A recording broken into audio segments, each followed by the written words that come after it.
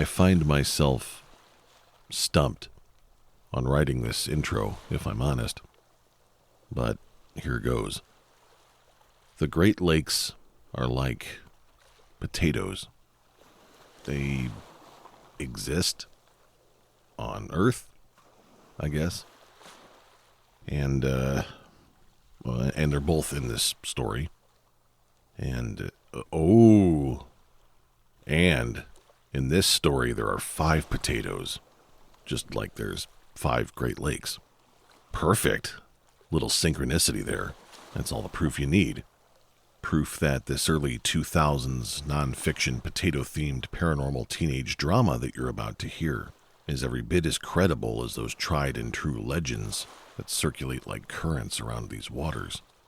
And in this specific legend of high strangeness, you and I find ourselves to be potato pioneers, in that we're the first ones to ever hear it. Hello, and welcome, my freshwater friends, to episode 21 of the About the Water podcast, an exploration of high strangeness on and around the Great Lakes. Today, we find ourselves uprooted in the Lake Ontario town of Irondequoit, New York. Here, we'll experience a first-hand account of high strangeness involving potatoes. Potatoes, which are absolutely impossible to write a spooky-sounding segue for. But potatoes, nonetheless, whose strange existence will undoubtedly echo about the water. Episode 21. The Peculiar Tale of the 5 Irondequoit Voodoo Potatoes.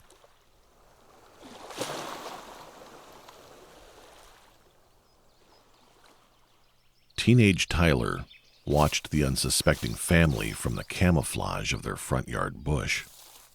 He had spent the last 3 weeks observing the family, and he knew their weekend routines well. On this bright and sunny Saturday, the quintet arrived in their brand new 2004 Toyota Prius. All of the people in the fancy new houses over on the east side of Irondequoit Bay had them.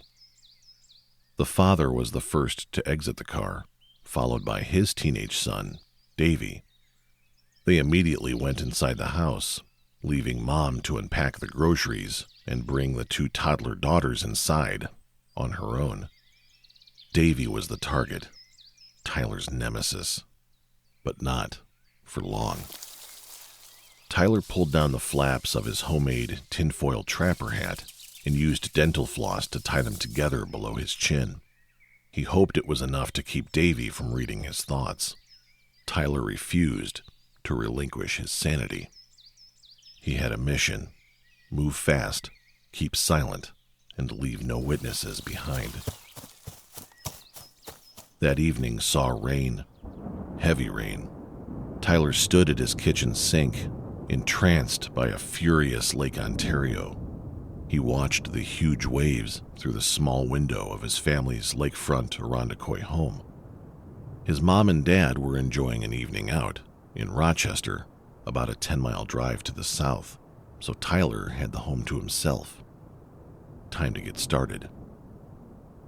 Tyler's high school girlfriend, Emily, was like Tyler, fond of the fantastic. Wanting to help Tyler, she used her collective knowledge of all things pop culture to provide him with a handwritten note. A note written mostly in glitter pens, which contained many strange doodles, as well as beginner's instructions on voodoo. Step 1. Light candles. Place them in a circle around you. Done. Step 2. Make an altar and place on it a food or drink offering. A broken piece of 4x4 and a couple of patio bricks did the trick. On top, Tyler put a shot glass full of orange juice and some various fruits and nuts from his fridge. Step 3. Recite the incantation. Tyler read it verbatim, assuming he got most of the words correct. Step 4. Final step. Using a personal item, set your target and intention. Tyler smiled a big, self-congratulatory grin. He was proud of how clever he was in this regard. When Tyler jumped out of Davy's bush this morning and darted, completely undetected, across the family's front lawn, all he was able to steal from the back of the Prius was a sack of potatoes from the grocery store. Sure, the potatoes technically belonged to the entire family, not just Davy, but Tyler had watched enough TV to understand how it worked. He had everything from Nickelodeon cartoons to James Bond as his guide. He simply used 5 of the potatoes. On 4 of them, he drew various appropriate facial features. Mom, Dad, the 2 toddlers. All of them smiling, happy, protected. From what Tyler could tell, they were decent people. There was no reason to include them in this feud. On the 5th potato, however, Tyler drew 2 concerned eyes and a big, big frown. He wrote Davy's name on the potato as well. Then, placing it on the floor, Tyler let out a maniacal laugh as he stuck in a single toothpick. Through ringing ears and blurry vision, Tyler came to the sight of his mother sobbing and gently smacking his cheek. Tyler! Tyler! Tyler? His mom was shouting. He could also hear his father speaking to someone loudly on the phone. I don't know, we just came home and he was laying on the floor. Tyler sat upright, at which point his parents gave him the biggest hug ever recorded in the history of upstate New York. Within seconds, an ambulance arrived. The EMTs checked Tyler's vitals, and after determining he was completely fine, the family opted out of a ride to the hospital. Mom, Tyler said, look, about the candles and the stuff on the floor, it's just a joke. His mom looked taken back as she asked, Candles? Tyler peered back inside the house, seeing nothing on the living room floor. Oh, you cleaned it up. Look, I was just having some stupid fun. It doesn't mean anything, he offered with a submissive shrug. His mother explained to Tyler that all they found on the floor was Tyler. The following day, Tyler sat on the long sandy beach that connected the home to Lake Ontario. It really was a lake lover's paradise, flanked on 3 sides by water, Lake Ontario to the north, Irondequoit Bay to the south, and a 130-foot-long swing bridge that spanned the bay's outlet to the east. To the west, the smell of hot dogs and burgers lingered in the air, alongside the joyful screams and clattering rides of the town's Seabreeze Amusement Park, the 4th oldest amusement park in the United States. Summertime here was Great Lakes perfection. That is, with the exception of Davy. Tyler and Davy had met at a regional summer camp where they bonded over their interest in all things occult. But after being caught with a Ouija board, Tyler decided to place all the blame on his roommate Davy, who then got expelled from camp. As a result, a falling out occurred, leading then to a call to mystic alarms and their ongoing paranormal war. Even though Davy's house was over 2 miles away, across the bay in Webster, it may as well have been next door. Davy, who was proficient in telekinesis, would flip the lights in Tyler's home on and off in the middle of the night. Tyler's father would inevitably blame Tyler for playing silly games. In retaliation, Tyler would meditate and hurl insults at Davy through his home's plumbing. He would then use his Ouija board to feed profane messages into the digital display on Davy's microwave oven. Davy's mother didn't know how they got there, but blamed Davy implicitly. After one evening, when Davy somehow managed to remotely manipulate the electric windows on Tyler's father's Volvo, lowering them during a rainstorm and of course getting Tyler grounded, seeing as how he was the last one who drove it, Tyler decided that retribution was in order, and he went nuclear, using Voodoo. Thinking back on how things turned out the previous evening, Tyler shuddered as he tried to make sense out of what happened. He had no idea how long he had been passed out, and all the items, the candles, the wood and patio bricks, the food and beverage offering, Emily's notes, all of it had simply disappeared into nothingness. Deciding to take a brief nap inside, Tyler stood up, only to be sent crashing back to his beach chair by a searing pain in his foot. When Tyler looked down to investigate, what he saw left him speechless and initiated a bizarre chain of events, which can best be described in Tyler's own words, read directly from his private journal, which are as follows. Sunday, June 27th, 2004.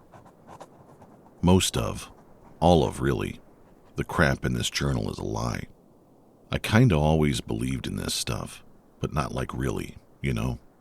Like, I know Davey isn't flipping my lights on and off, and I know he can't really hear me and all that, but it's fun to think about, I guess. I know I left Dad's windows down. Davey does too. He said it was him because that's what freaks like us do. We're just full of crap. So believe me now when I tell you that something went wrong last night. This stopped being a game or whatever I thought it was. This stuff is real. It's real. Emily believes me, but wants me to undo it with magic and all that. No way, I'm done. This stuff is real.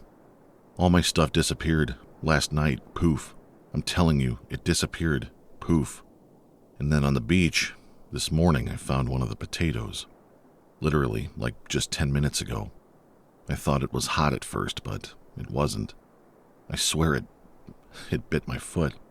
No marks or nothing, but it bit me. I just know. I'm terrified. I'm done with this stuff. I don't know if it's done with me. I'm terrified. Thursday, July 1st, 2004. Emily isn't speaking to me. At marching band practice, she pulled a potato out of her saxophone. Potato sax. Kind of funny. I was going to try to tell her it wasn't me, and I promise it wasn't me. For real, it wasn't. But I knew she wouldn't believe me. I can see where this whole thing is going. I'm going to be haunted by potatoes now, right? Like Ebenezer Scrooge, but with potatoes. Yeah, okay. Saturday, July 3rd, 2004. Alright, I know this is kind of funny, and I should find it funny because it is funny, but I'm actually getting scared. I was sitting on a crapper, and splash. A big splash. Not mine, you know. I stood up and looked at it. It was a potato. I talked to Davey on the phone a few nights ago. He swears he has no idea about any of this, but I don't believe him. I know our whole thing was just a game, but I don't believe him. I mean, a potato in the toilet? This is totally the brand of crap that he would pull, pun intended. I'm getting really nervous. And that's a lie. I'm getting really, really, really nervous. I'm just done with all of this for real. Monday, July 12th, 2004. I know this is Davey. I can't believe it. The dude is like an actual wizard or something. I don't know what I'm gonna do. Dad is pissed. It was a good move, Davey, but man, come on. Dad is pissed. He said his whole glove box was full of potatoes, and they stink now because they'd been in there since, I don't know, Friday or whenever. I told him it wasn't me. And look, I promise it was not me.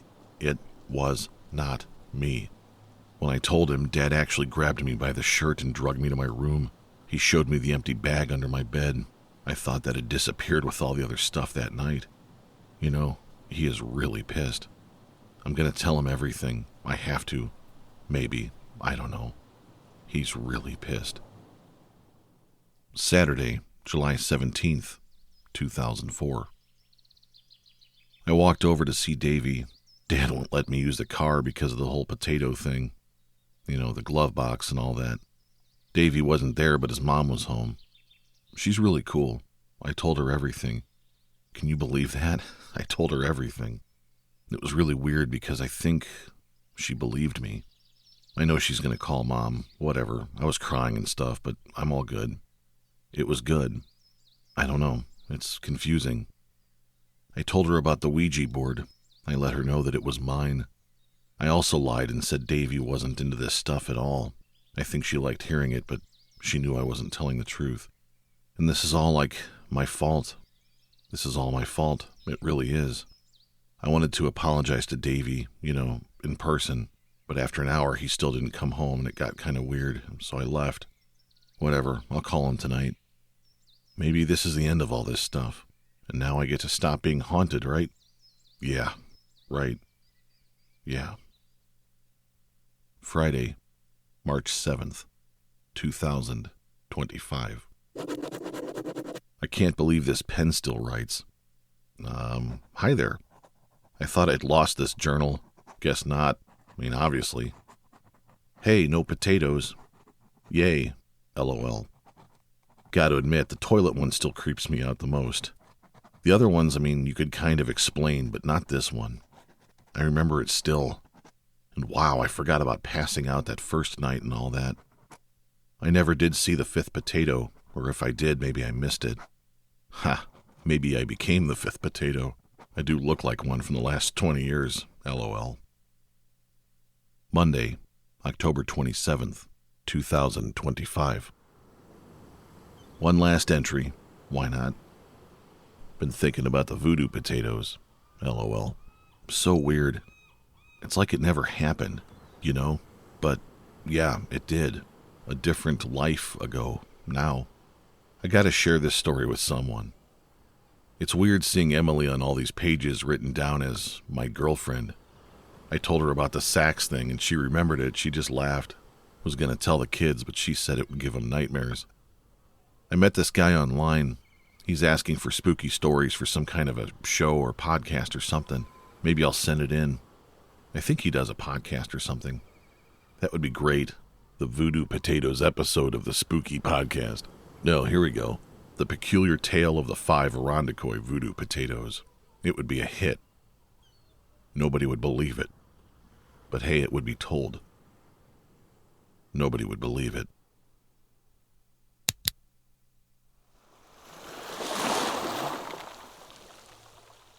I can't tell you how much I love being that guy on that show or podcast or something, collecting spooky stories.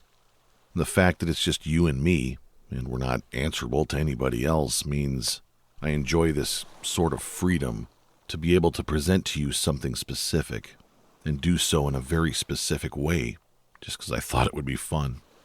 I hope you enjoyed it. I absolutely could not wait to get to this episode. Firstly, because it serves as a cautionary tale, an important chapter in the metaphysical guidebook as we continue our journeys together. It's important that we never let our fascination turn into a reckless abandon, that we approach the unknown with a sense of respectful curiosity. Tyler learned this lesson when he partook in a misconceived attempt at what he thought voodoo was, and not what voodoo is. What is often portrayed incorrectly as dark magic, zombies, and pushpins and dolls is actually a deeply rooted West African religion that is centered around reverence. A reverence for spirits, a reverence for ancestral connections, and for overall community well-being. Its practitioners seek healing and spiritual connections, not a malevolent revenge. In researching what the disappearance of Tyler's so-called voodoo equipment might indicate, I did find that in voodoo, it may signify a spiritual warning. The disappearance of the items may be a sign to pay attention, or an indication that said items are no longer necessary in one's life. And in retrospect, it seems that the lovingly nicknamed Voodoo Potatoes actually guided both Tyler and Davy to a place of friendship, or shall we say, community, a spiritual peace in the end. Secondly, I wanted to share this story with you because it can challenge us to examine just how open our minds really are in terms of the paranormal. And also, it asks us to reflect on exactly how we determine if something we hear is true.